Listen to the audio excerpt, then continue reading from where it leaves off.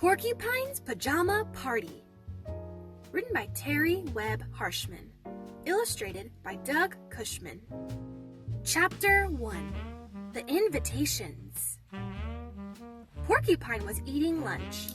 He put peanut butter on celery sticks. "I love peanut butter boats with honey sandwiches," he said. "There is only one thing wrong. I am lonely." Suddenly, Porcupine had a wonderful idea. "I will invite Otter and Owl to a pajama party." He wrote a note to Otter and a note to Owl. The notes said, "I am having a pajama party tonight. Let me know if you can come. Porcupine." Porcupine hurried to Otter's house. He put the note in Otter's mailbox. He ran over the hill to Owl's tree. He dropped the note through Owl's letter slot. Then Porcupine hurried home. He fixed a cup of peppermint tea. "They will be calling any minute. I will sip my tea while I wait." Porcupine sipped his tea and waited. He stared at the telephone. "My cup is empty and nobody has called. Maybe Otter did not look in his mailbox. Maybe Owl is away this weekend." Porcupine was getting worried. Suddenly, the telephone rang. "This is Owl," said a voice. "Owl who?" asked Porcupine. "The owl that you invited to a pajama party," said Owl. "Oh," giggled Porcupine. "That owl. Please come. Otter is invited too." "I would love to come," said Owl. Except what?" asked Porcupine. I want to watch a scary movie on television tonight," said Owl. "Oh, we can watch it here," said Porcupine. "It will be more fun getting scared together." Owl thought about being alone and scared. "I will be happy to come to your pajama party," he said. "What is the name of the movie?" asked Porcupine. "Monster Bat," said Owl. Porcupine shivered. "Come before it gets dark," he said. "I will," said Owl. "Goodbye." The phone rang again. It was Otter. "I want to come to your pajama party," said Otter. But what?" asked Porcupine. I'm trying a new cookie recipe tonight," said Otter. "We can bake your cookies here," said Porcupine. "Owl is coming too." "Goody," said Otter. "I will be there." "Cross your toes?" asked Porcupine. "And squeeze my nose," promised Otter. "Come before dark," said Porcupine. "Okay," said Otter. "See you later." Chapter 2. Baking Cookies. Otter opened his recipe box and pulled out a card.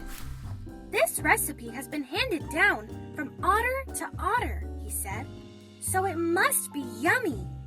"I will measure the flour," said Porcupine. "I will open the chocolate bits," said Owl. "And I will stir," said Otter. They mixed everything together. "Let's sample the dough," said Owl.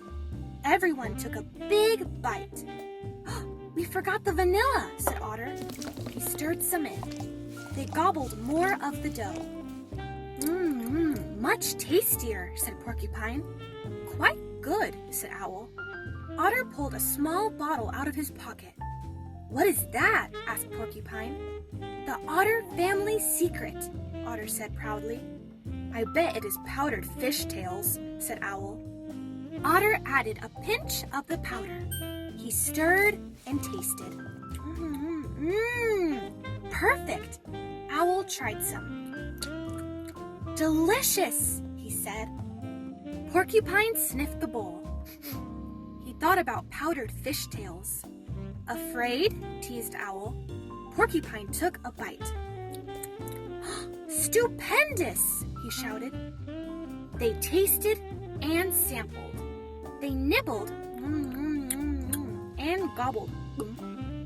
Porcupine got a cookie sheet. "I will do the first row," said Otter. He plopped down 3 cookies. It was Porcupine's turn. He dug the spoon into the bowl. He scraped and scraped. "My spoon is empty," he said. "You did not dig deep enough," said Owl. Porcupine dug to the bottom of the bowl. There was a hollow, clickety-clack sound. "The dough is gone!" shouted Owl. "Phooey!" cried Otter. "I do not want a recipe that only makes 3 cookies." He threw the recipe into the trash. Porcupine rubbed his tummy. "I am not really in the mood for cookies," he said. "I guess 1 is enough for me," said Otter. "Me too," agreed Owl. "I am on a diet." Porcupine popped the cookies into the oven. Chapter 3. Monster Bat. It was time for the movie. Monster Bat flew into the sheriff's bedroom. Slowly, he crept to the sheriff's bed. His mouth opened wide and showed long, pointed teeth. He was ready to bite. "Guess what?" blurted Otter. Owl jumped. Porcupine screamed. "What is it?" snapped Owl. I think I have to go to the bathroom," said Otter. "What do you mean you think?" said Owl. "Don't you know for sure?" "Yes," said Otter. "I know for sure that I have to go." "Does anyone else?" "Not me," said Porcupine. "Me neither," said Owl. Otter lowered his head. "I think I am afraid to go by myself." "Monsters get you when you are alone." "There you go thinking again," said Owl. "Besides, monsters are not real." "Don't worry," said Porcupine. "I will go with you." Owl heard them run down the hall. Then he could not hear anything. He was alone. What is taking them so long?" wondered Owl. "I do not like being alone." Outside, a frog croaked. The wind howled. "Wait for me!" shouted Owl. "Monsters get you when you are alone." He ran to the bathroom. "Hurry up, you guys! You don't want to miss the movie." "We don't?" asked Otter. "No, you don't," said Owl. They watched the rest of the movie. Then it was time for bed. "Can I sleep in the middle?" asked Otter. "I am the youngest." "Oh, I should sleep in the middle," said Owl. "I am the smallest." "Those are good reasons," said Porcupine.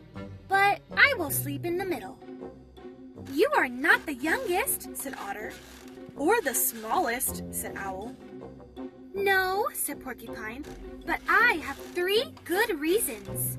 It is my house, my pajama party, and my bed." "Those are good reasons," agreed Otter and Owl. Everyone climbed into bed. Chapter 4. The Scariest Thing. "Porcupine," said Otter, "what is the scariest thing you can think of?" A big hairy beast that eats porcupines," said Porcupine. "Sometimes I see it in my closet." Otter looked at Owl. "Owl," he said, "what is the scariest thing you can think of?" A giant black creature that eats owls," said Owl. "Sometimes it taps on my window." Porcupine and Owl looked at Otter. "What is your scariest thing?" they asked. "A slithery green monster that eats otters," he replied. "Sometimes I hear it under my bed." The room looked very spooky. Suddenly, Porcupine screamed, "Ah! Otter! Owl, help! The beast that eats porcupines! It is in my closet!" Owl turned on the light. He went to the closet and picked something up. "Look, Porcupine," he said. "Your hairy old beast is just some hairy old blankets." Porcupine sat up. "Blankets sure can look mean in the dark," he said. Owl turned off the light and got into bed. Suddenly, he heard something. Otter! Porcupine! Save me! He cried. The creature that eats owls is at the window. It has glowing eyes. Otter ran to the window. Don't worry, Owl. It is only a branch scraping against the glass. The glowing eyes you saw are only fireflies. Owl looked at the window. Fireflies look like monster eyes in the dark, he said. Otter climbed into bed. Everything was quiet. And then, Porcupine! Owl! Help me! Screamed Otter. The slithery green monster is under the bed. I hear its lips smacking. Porcupine flipped on the light and looked under the bed. You can relax, Otter, he said. This monster is not slithery or green. It is tiny and furry with big ears. Otter peeped under the bed. There was a little mouse eating a crust of bread. This mouse sounds like a moose in the dark, said Otter. Everyone burst out laughing. They felt very silly. Porcupine turned off the light. Imagine being afraid of blankets, he laughed. Or little fireflies, hooted Owl. Or, giggled Otter, munching mouse lips. They laughed even harder. Otter, Owl, and Porcupine were no longer afraid. They were warm and safe and happy. They snuggled together and drifted off to sleep. The end.